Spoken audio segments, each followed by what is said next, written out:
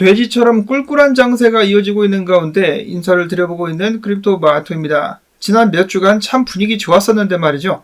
조정을 받는 것은 당연한 것이긴 합니다만은 그래도 장세가 계속해서 좋지 않으니까 전체적으로 좀 심란한 것은 사실인 것 같습니다.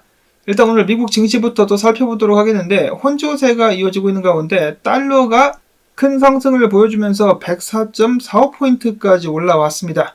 안 좋죠. 달러가 망가져줘야 되는데 역시 기축통화라는 것이 대단하다라는 생각이 다시금 듭니다.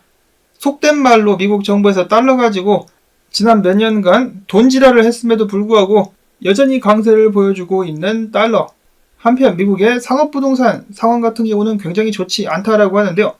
은행들이 이것 때문에 위기를 겪게 된다면 만약에 정부에서 은행들을 구제하게 됐을 때 돈을 더욱더 많이 찍게 됨으로써 비트코인은 반사익을 받게 되지 않을까라는 생각도 최근에 해보고 있습니다. 2008년도에 재현 사토시 나카모토가 비트코인을 만들게 된 계기이기도 하죠. 비트코인이 빛을 발할 수 있을 것인가. 한편 암호화폐 시장 같은 경우는 계속해서 조정을 받고 있습니다. 비트코인 다시금 떨어지면서 63,665달러, 이더리움은 3,321달러 에서 거래가 진행이 되고 있는데요. 현물 ETF상에서 계속해서 어제도 자금이 유출됐었다라고 합니다. 그래도 그 정도가 좀 줄어들면서 9,400만 달러. 모든 유출은 현물 ETF 중에 GBTC로부터 나온 것인데요. 액수는 3억 5,880만 달러.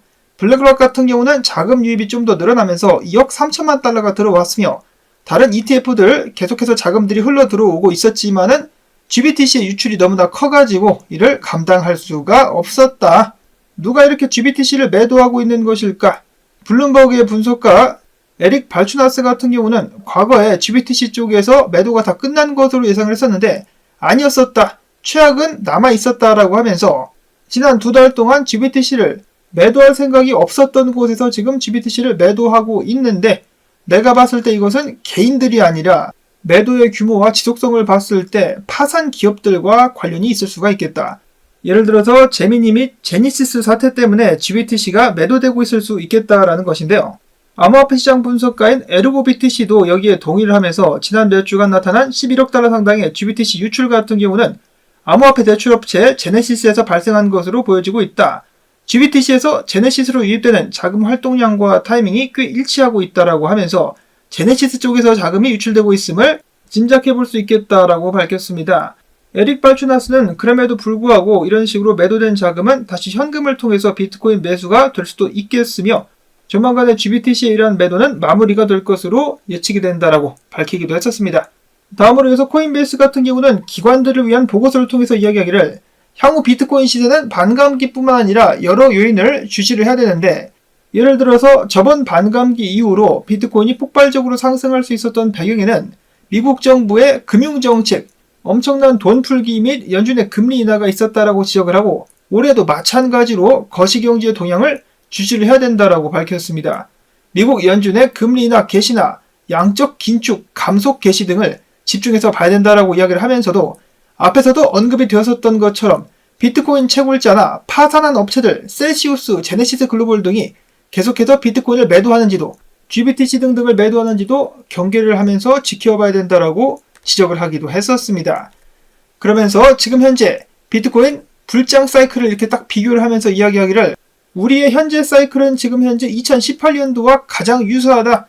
이 기간 동안에 최종적으로다가 비트코인은 저점에서 500% 가격이 상승했었다라고 이야기를 하기도 했었습니다. 그런 의미에서 지금부터 5배 가지야.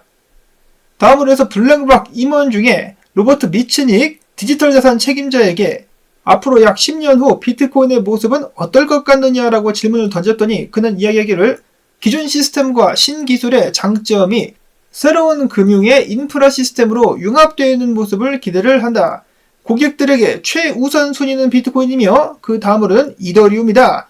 다른 암호화폐에 대한 선호도는 매우 낮다라고 그는 이야기를 했습니다. 그러면서 다른 기사에서는 덧붙이기를 대부분 시총이 낮은 코인에는 고객들이 관심을 기울이지 않는다라고 말을 덧붙이기도 했었습니다. 그래서 당연한 이야기겠지만 반감기 후에 가장 많이 상승할 가능성이 있는 코인으로는 비트코인과 이더리움을 들 수가 있겠다라는 것이겠죠.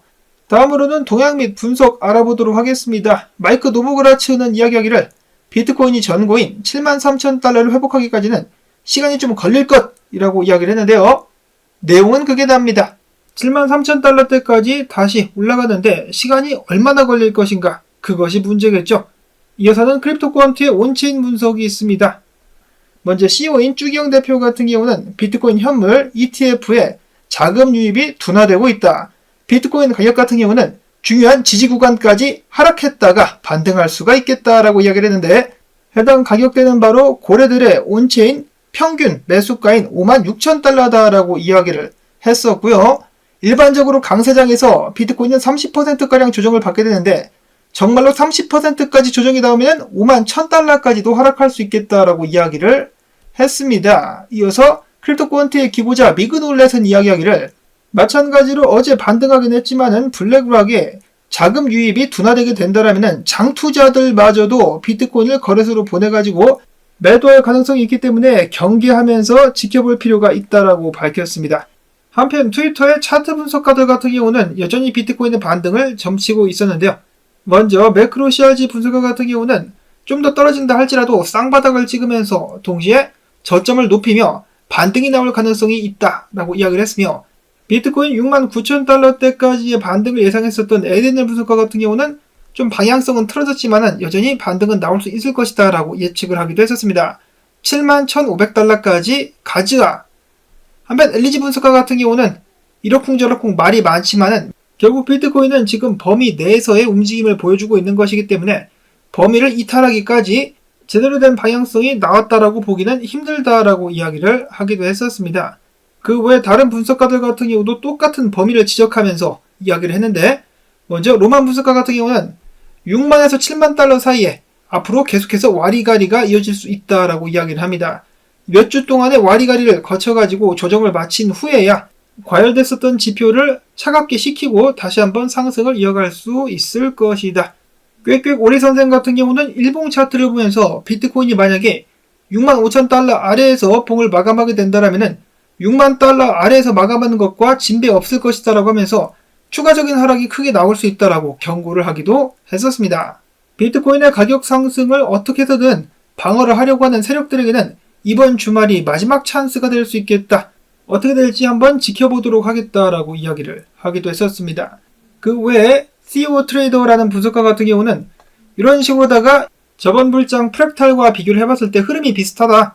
다시 한번 62,000달러 상단까지 하락할 수는 있겠지만 다시금 쌍바닥을 찍어주면서 반등 및 상승이 나올 가능성이 있겠다라고 이야기를 했었으며 닥터 프로핏 분석가 같은 경우는 내가 조만간에 일요 분석을 공개하긴 하겠는데 일단 결론만 먼저 말하자면 비트코인은 한방 더 쏠, 즉 상승을 준비하고 있다라고 호언 장담을 하기도 했었습니다. 과연 그의 예측대로 비트코인은 역전 드라마를 써내려갈 수 있을 것인가 기대를 해보면서 기타 소식들을 추가로 보도록 하겠습니다. 이더리움 같은 경우도 지금 지지 구간에서 버텨주고 있는데 반등할 수 있을 것인가 비트코인에게 달렸다라고 볼 수가 있겠고요.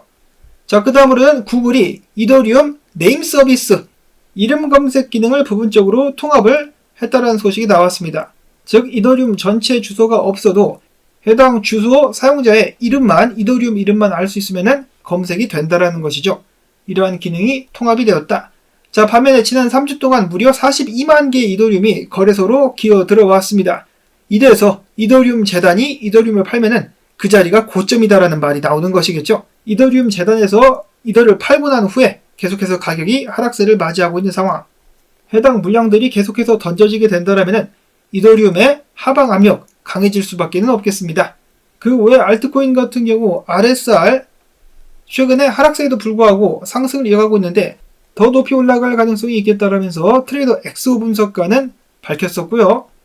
다음으로는 크립토 체이스 분석가는 얼마 전에 크게 올랐었던 API3가 정을 뚫고 나서 축적을 거치고 있기 때문에 마찬가지로 추가적인 상승이 나오게 될 수 있겠다. 상승이 나온다는 확신이 들게 되면 그때부터 롱을 치겠다라고 이야기를 하기도 했었습니다. 다음으로는 헤다라 해시그래프가 영국 암호화폐 비즈니스 카운슬에 합류했다라는 소식이 나왔었고요. 얼마 전까지 엄청난 상승을 보였었던 이뮤터블 X 같은 경우는 대형 거래소 OKX와 파트너십을 맺고 게임파이 런치패드를 출시하겠다라고 밝혔습니다. 그런가 하면은 아이오즈 네트워크 같은 경우는 중국의 알리바바 클라우드 블록체인 파트너로 선정이 되었다라는 소식 나오기도 했었습니다. 마지막으로는 국내 소식 몇 가지 보도록 하겠는데요. 한국행이 확정됐다라고 보도가 나오기도 했었던 꼰도영이 다시 한번 몬테네그로 대법원이 태클을 걸면서 한국행이 보류됐다는 소식 나왔습니다. 꼰도영이는 좋다가 말았네 라는 생각이 드는데요. 몬테네그로도 개판이네요. 이랬다가 저랬다가 갈피를 못 잡고 있는데, 한편 꼰도영이 같은 경우는 4개월 징역형이 끝났기 때문에 지금 가택 연금 상태에 들어갔다라고 합니다. 깜빵이 아니라 집에서 편히 쉬고 있다는 것인데요. 야, 탈옥해, 도망가, 영화 한 편 찍자. 마지막으로는 하루인베스트와 더불어 가지고 많은 국내 투자자들을 눈에서 피눈물을 뽑아냈었던 델리오 대표에게 구속영장이 청구가 됐습니다. 그는 무려 2,450억 원을 편취한 혐의를 받고 있다고 하는데요. 피해자 숫자만 무려 2,800여 명. 이거 몇 년이나 살고 나올 것 같습니까? 5년? 10년? 15년? 거기다가 나중에 또 감형을 받게 되겠죠. 근데 그가 사기친 금액 2,450억 원은 하루인베스트에 비하면 세 발의 피도 안 됩니다. 하루인베스트 같은 경우는 1조 4천억 원. 야, 이 악마 같은 놈들. 역시 한국인들을 가장 많이 등쳐먹는 것이 한국인들이구나 라는 생각을 다시 하면서 씁쓸함을 감출 수가 없습니다. 부디 피해자분들께 어느 정도 그나마 보상이 돌아갈 수 있기를 바라보면서, 장은 좀 심란하지만은 이럴 때일수록 마음의 여유를 갖고 편안하게 주말을 보내시는 것은 어떨까? 나온 정보도 여러분들께 도움되셨다면 반등 좀 가지야라는 의미에서 광고 재생 및 클릭 부탁을 드리면서, 저는 다음에 새로운 소식 가지고 인사를 또 드리도록 하겠습니다. 안녕히 계십시오.